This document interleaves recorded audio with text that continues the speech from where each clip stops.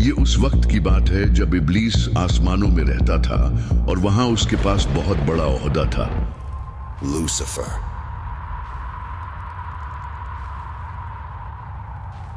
वो अल्लाह की बहुत ज्यादा इबादत किया करता था। तभी अल्लाह ने उसे एक छोटा सा काम देकर जमीन की तरफ भेजा, और शायद यही वो काम था जिसकी वजह से वो मगरूर बन गया और उसने आदम को सजदा नहीं किया।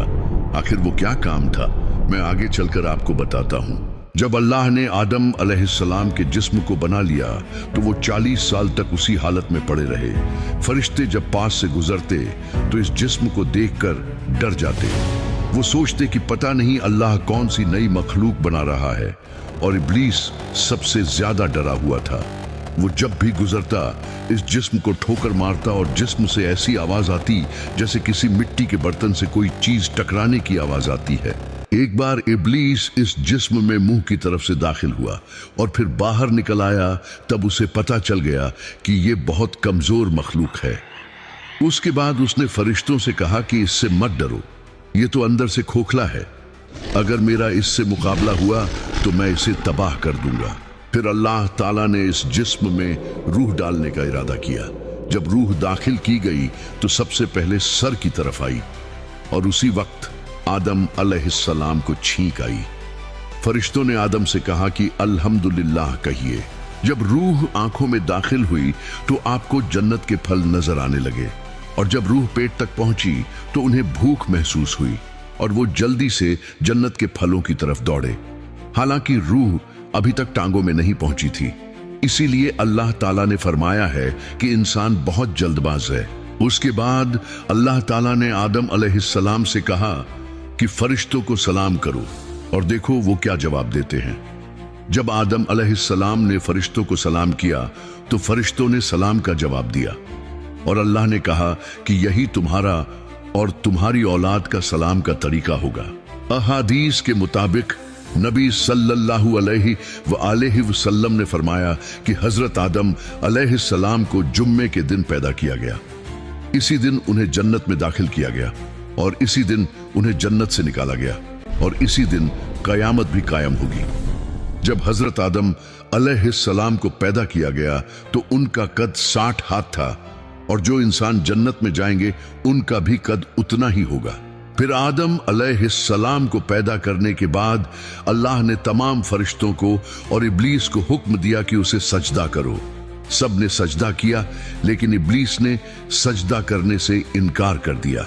जब अल्लाह ने पूछा कि तूने उसे सजदा क्यों नहीं किया, तो शैतान कहने लगा कि मैं इस मिट्टी से बनी हुई मखलूक को सजदा क्यों करूं, मैं तो आग से बना हुआ हूं। कुछ रिवायात के मुताबिक आदम अलैहिस्सलाम को जिस मिट्टी से बनाया गया था, अल्लाह ने इब्लीस को ही वो मिट्टी लाने के लिए जमीन पर भेजा था और कहा था कि जमीन के मुख्तलिफ इलाकों से हर किस्म की मिट्टी जमा करके लाओ।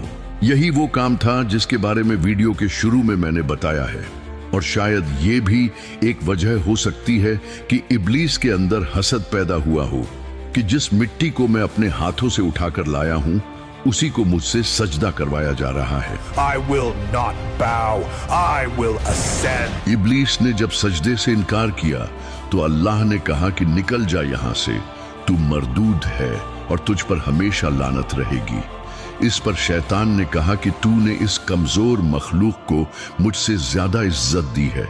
अगर तू मुझे क़यामत तक मोहलत दे तो मैं इसकी औलाद को भी गुमराह करके तेरा नाफरमान बनाकर दिखाऊंगा। अल्लाह ने शैतान से कहा, जा मैं तुझे क़यामत तक मोहलत देता हूँ, और जो भी तेरे साथ मेरी नाफरमानी करेंगे मैं जहन्नम को उन सब से भर दूंगा। वक्त गुजरता रहा। एक बार आदम अलैहिस्सलाम जन्नत में सोए हुए थे। जब उनकी आंख खुली तो उन्होंने देखा कि उनके सर की तरफ एक औरत बैठी हुई है। वो हैरान होकर उठे और पूछा कि तुम कौन हो? तो उसने बताया कि मुझे अल्लाह ने आपके लिए पैदा किया है। ये बीबी हव्वा थी जिन्हें अल्लाह ताला ने आदम अलैहिस्सलाम के लिए पैदा किया ताकि वो तन्हाई महसूस न करे। इसके बाद अल्लाह ने इन दोनों से कहा कि तुम यहाँ रहो, खाओ पियो, मगर इस एक दरख्त के फल को मत खाना। इसी तरह वक्त गुजरने लगा। जब शैतान को इस बात का पता चला कि अल्लाह ने आदम और हव्वा को फल खाने से मना किया है, तो उसने उन्हें गुमराह करने के लिए चाल चली और आदम अलैहिस्सलाम से कहा कि क्या मैं आपको ऐसा दरख्त बताऊं कि जिसका फल खाने से आप हमेशा जन्नत में रहेंगे और आपको ऐसी हुकूमत मिलेगी जो कभी खत्म नहीं होगी। इस तरह शैतान के बहकावे में आकर आदम और हव्वा ने वो फल खा लिया और तभी उनके जिस्म के कपड़े गायब हो गए और वो शर्म के मारे पत्तों से अपना जिस्म छुपाने लगे। जब उन्हें अपनी गलती का एहसास हुआ तो उन्होंने अल्लाह से तौबा की और माफी मांगी। अल्लाह ने उनकी तौबा कबूल की और उन्हें जमीन पर भेज दिया। मुअर्रिखीन के मुताबिक जब आदम अलैहिस्सलाम को जमीन पर उतारा गया तो उसी वक्त उन्हीं के साथ हजरी अस्वद को भी जमीन पर उतारा गया था। इसके बाद आदम अलैहिस्सलाम ने उसे अबू कुबैस पहाड़ की चोटी पर रख दिया और ये अंधेरी रातों में रोशन हो जाता था जिस तरह चांद रोशन होता है। वो दोनों जमीन पर जिंदगी गुजारने लगे। वक्त गुजरता रहा और आदम अलैहिस्सलाम के 2 बेटे पैदा हुए। एक का नाम हाबील और दूसरे का नाम काबील था।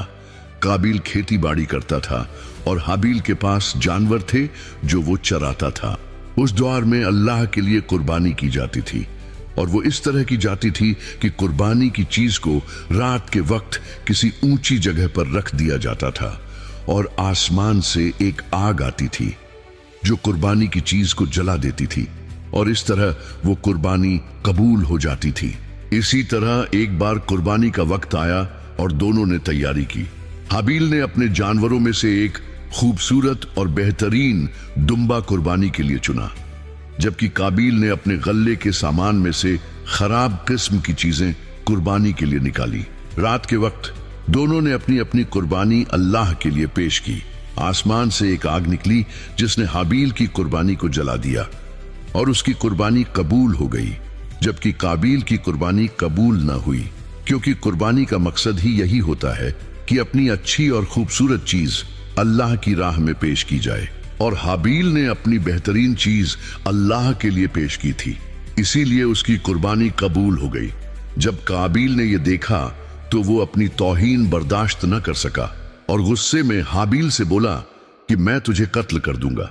हाबील ने जवाब दिया कि कुर्बानी तो अल्लाह नेक नीयत वाले की ही कबूल करता है। अगर तेरी नीयत नेक नहीं थी तो इसमें मेरा क्या कसूर? मुझे अल्लाह से डर लगता है, तेरा जो दिल चाहे वो कर।